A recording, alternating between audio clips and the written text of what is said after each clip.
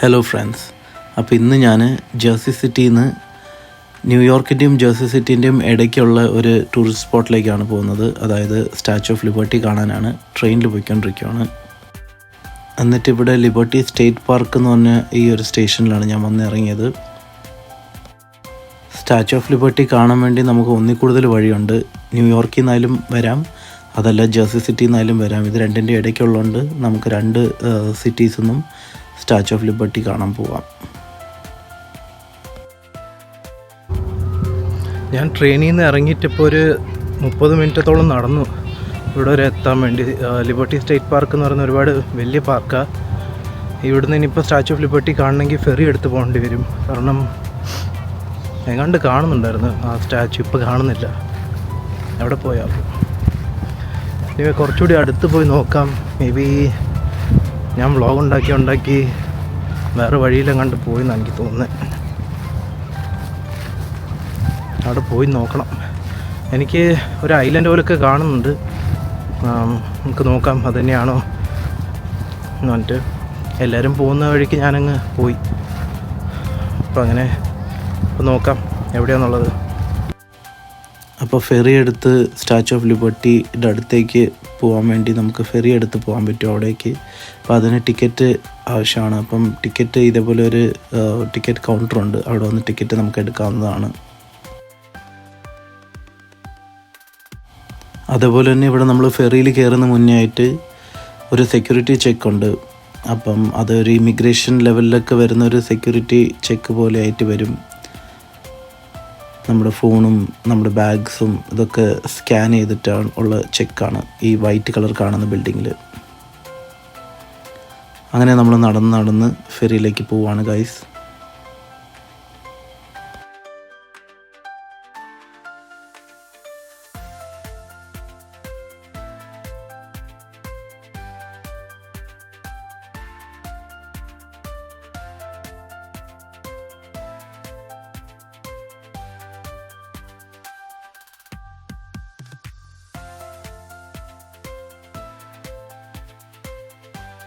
അപ്പോൾ ഇതാണ് liberty island എന്ന് പറയുന്ന ഒരു island.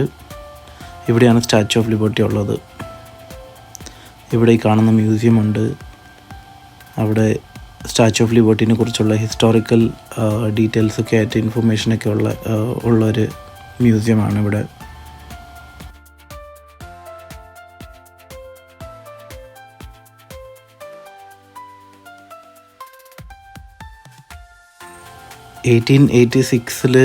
France US-ന് നൽകിയൊരു ഗിഫ്റ്റാണ് statue of liberty എന്ന് പറയുന്ന ഈ സ്റ്റാച്യു.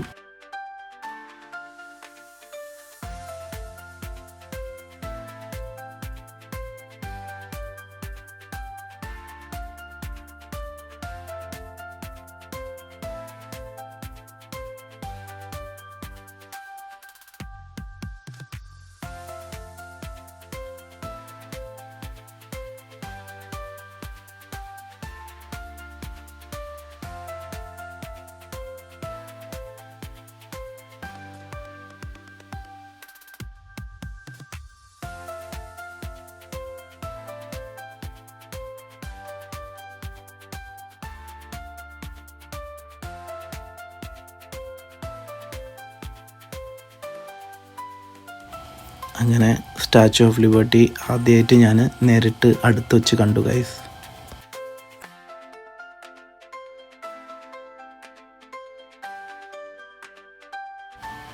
ഓരോ വർഷവും ലക്ഷക്കണക്കിന് ആൾക്കാരാണ് ഈ സ്റ്റാച്യു കാണാൻ വരുന്നത്.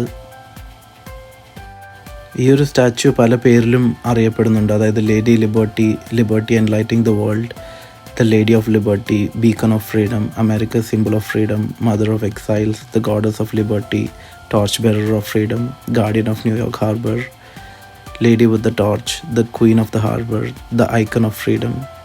അങ്ങനെ പല പേരിലും അറിയപ്പെടുന്നുണ്ട്.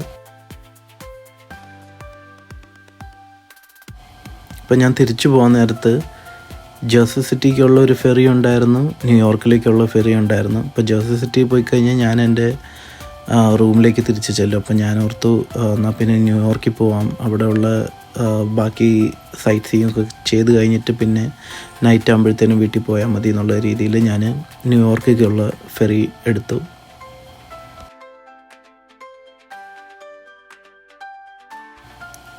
ഫെറി എന്നുള്ള ഇവിടുത്തെ യാത്ര എന്ന് പറയുമ്പം ഭയങ്കര നല്ലൊരു എക്സ്പീരിയൻസ് ആയിരുന്നു. കാരണം ഈ കുറേ ബിൽഡിങ്സ്, സ്കൈ ലൈൻ വ്യൂ ഒക്കെ കാണുന്നതുകൊണ്ട് തന്നെ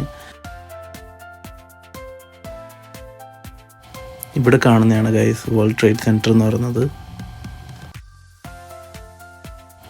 അങ്ങനെ സ്റ്റാച്യു ഓഫ് ലിബർട്ടി ട്രിപ്പും പൂർത്തീകരിച്ചിരിക്കുന്നു ഗൈസ്.